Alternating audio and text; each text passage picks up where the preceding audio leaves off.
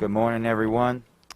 We are here for an update. I am joined today by Councilman Isaac Yitzi Cipher of the 5th District, Fire Chief Niles Ford, OEM Chief Wallace, Assistant Chief of Operations Sevilla, and Deputy Commissioner of Operations for the Baltimore Police Department, Sullivan. On the morning of August 10th, 2020, we received multiple reports of a possible explosion in the 4200 block of Labyrinth Road. I personally received a call from my mom, who works at the Giant next door, about feeling an explosion. When the fire department arrived on the scene, 3 homes were completely destroyed, with reports of people trapped in the rubble. There was also a strong natural gas odor throughout the area. Here we are today, 5 months later, and it seems like August 10th was just like yesterday. We cannot, we'll never forget that day. I knew something was severely wrong just based off the sound of my mother's voice, and immediately started to drive in this direction. I remember arriving on Labyrinth and witnessing the devastation of the lives that we lost, the devastation of the homes that were destroyed, the trauma that was brought to the people and the members of this community, the devastation of not knowing how we could begin to pick up the pieces and recover. But I also remember, during that tragedy, witnessed the community that banded together that day and beyond. The neighbors who dropped everything to begin sorting through the still burning debris to rescue those trapped, not knowing if another explosion loomed. The residents across the city who came and donated items and sent prayers to the victims and their families. I remember the bravery and immediate response from our first responders, specifically our firefighters, who spent countless hours searching for victims and clearing debris clearing the debris. To this day, I am amazed and internally grateful for the work they did and continue to do to support this community. I also have to mention the role that the community played. Rather than filming or standing on the sidelines, we saw neighbors in this community step up and work again to save their neighbors who were trapped. And although 5 months have gone by, we continue to pray for the recovery in this community, and will continue to aid and encourage the healthy healing process after this tragedy. And before I turn it over to Chief Ford, I want us all to hold a moment of silence for the 2 people that we lost tragically during this explosion. Joseph Graham, who was 20 years old, and Lonnie Haro, who was 61.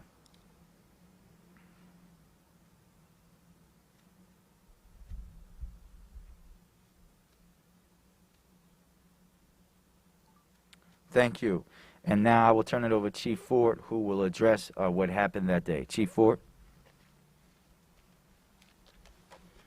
Thank you, Mr. Mayor. First, I would like to echo the mayor's words, and I'd like to acknowledge the lives that were affected, the 2 individuals who lost their lives in this incident, as well as the 7 individuals that were injured and all the families that were affected. I'd also like to speak about the heroes and sheroes within the community and within the fire service organization and other public service organizations that ran to assist with their bare hands, removing rock and mortar to try to get to people to assist them in a horrific event that happened here in the city of Baltimore. On the morning of August 10th, 2020, we received multiple reports of a possible explosion in the 4200 block of Labyrinth Road. When we arrived on the scene, it was very apparent that some sort of explosion did occur, because there were 3 houses completely destroyed with reports of people trapped. There was also a strong natural gas odor throughout the area. Units immediately began performing search and rescue operations and extinguishing small gas-fed fires. This incident, as well as the investigation, was a multi-agency effort with support and efforts from our Special Operations Team, ATF, Baltimore Police and Police Arson, Baltimore City Housing, Baltimore County Fire Department, Baltimore Gas and Electric, Howard County Fire and Rescue K-9 Unit, Pennsylvania Cadaver Dogs, the American Red Cross, the State Fire Marshal's Office, the BPD Crime Lab. After months of investigating, it has been determined that the explosion was a result of a large natural gas buildup. Based on the investigation and evidence, it appears as though a stove was turned on, which provided the ignition source. In determining the cause, this cause and other investigations with the Baltimore City Fire Department uses an origin and cause perspective, which is to work from the least damaged to the most damaged parts. While investigating, we were able to locate all 4 gas meters that were associated, after which BG&E was contacted and a request was made to obtain readings. From those readings, a spike in natural gas levels were detected between 1:30 and 2 o'clock in the morning of August 10th from address 4232 Labyrinth Road. As first responders and investigators continue removing debris, the investigation revealed that the natural gas buildup was from 4232 Labyrinth Road. From our understanding, a contractor working on an HVAC system at 4232 Labyrinth Road, which was a licensed contract, but we have not been able to find any proper permits for any work done at that address. That work was done the day before the incident, in fact. This gas explosion took the lives of 2 people in this community and injured 7 others. This explosion also caused the destruction of 3 homes and severe damage to several others. On August 10th is a day we will never forget. It is a day that impacted families, it impacted this community, it impacted the leadership of this city, and it impacted members of this department. It is never our goal to walk away from a scene with lives lost. As members of Baltimore City Fire Department, our goal is to help people and protect this community. During this incident, as an agency, we were able to establish accountability and keep a span of control over the incident while the incident was occurring. Establish multiple talk groups in order to have better incident communication, establish an incident staging area, and establish a staging area for mutual aid. This incident, I'm going to go back to the fact that this was a horrific incident. It is never our goal to leave any incidents with people who have perished. And to that end, it is a frustrating issue for the organization and the members of the organization. I should also point out that the Office of Emergency, the organization, all the public service organizations stayed on this scene for more than a week to continue work at this incident. Furthermore, the Office of Emergency Management stayed and worked during that time, but they're still receiving calls related to this incident in order to follow up and assist this community. Thank you, Mr. Mayor.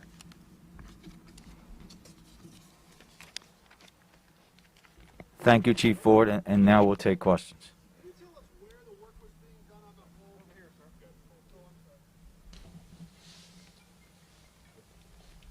Sorry about that. Just asking, where was the work being done on the home? You said that the work was happening the day before. Was it in the basement? It was the basement of 4232. Okay. Was that an apartment? It was part of the row house structure. Okay. And can you tell us what kind of work? It was repairs to the HVAC. We weren't able to receive extensive particular information on all the repairs that were done. As I said, there was no permit pulled that we were able to locate. I just wanted to ask a really quick clarifying question. So you said that there was HVAC work done the day before. Yes. A big buildup of natural gas, and Yes. then someone lit the stove, which set off the explosion. Is that Exactly. the set of events as you Exactly. understand it? Okay, thank you.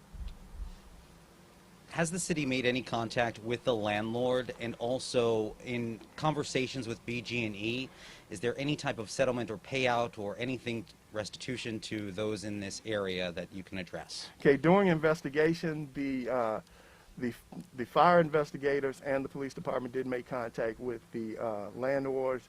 I can't speak about the BG&E question. Mayor, any conversations with BG&E? So, when you think about something like this, the investigation just ended, right? And we also have to understand that we will do everything in our power to make sure, as the chief said, OEM has been working with the families. As anything moving forward as far as what's going to happen will be made now that we have this decision, and we'll be talking to everyone that's involved to make sure. What is your office doing specifically? Because if we look around, there are still homes that are continuously boarded up with those windows. What do you have on the ground to help out aside from just what you said? So we've been here since day one. We've never left. I myself has been here multiple times, walking up down the street, talking to the neighbors, right? You have to also remember that these are privately owned homes. They have insurance. They have to deal with their insurance companies. They have to deal with the structures of the houses. We can give you the reports. I know we gave you guys that before over the summertime about the structures and whether folks can go back into those structures or not. This is not an immediate thing. Next question. Come on. Mayor. Yep. We also had another situation that happened months later. Yep. What's going with that investigation, and is it anything similar with what happened here? Still open, and you guys will hear from us once it's complete. Okay. Mayor, I have to ask you an unrelated question about restrictions here in Baltimore. Over the weekend, a picture of the aquarium, people inside the aquarium, it's been circulating. Viewers have been upset, expressed concern about the capacity of this picture. 3 parts to the question. Are you aware of the picture? Can you speak to it? And your response with somebody who might be concerned that this is allowed, but, for example, restaurants are not. Thank you, Alexia. I didn't think that I would get a question about when we were talking about an incident where people died about the aquarium. Just want to start that out for the record.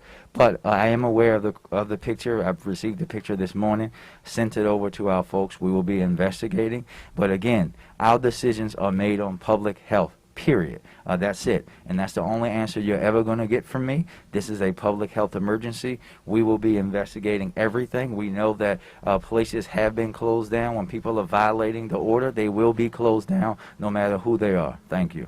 Thank you, Mayor. Yeah, go ahead. What can you guys tell us about the contractor, the name of the contractor? Yeah, I'll get that information to you. Also, the report will be released very soon. In fact, if it hasn't already been released. Mayor, anything about threats or anything dealing with what's going on in D.C., preparing here for Baltimore? Are you hearing anything like that? I'll let the deputy commissioner go, but we are monitoring. They're continuously monitoring to see what's happening, to see any particular threats here. We'll always be monitoring those things. We know that there has been word about actions in the capitals around, but I'll let Deputy Commissioner Sullivan go into more detail. Yeah, we've been in contact with our state, local, and federal partners regarding the incidents or regarding the inauguration next week, and continue planning and getting the best information we can. Thank you, everybody.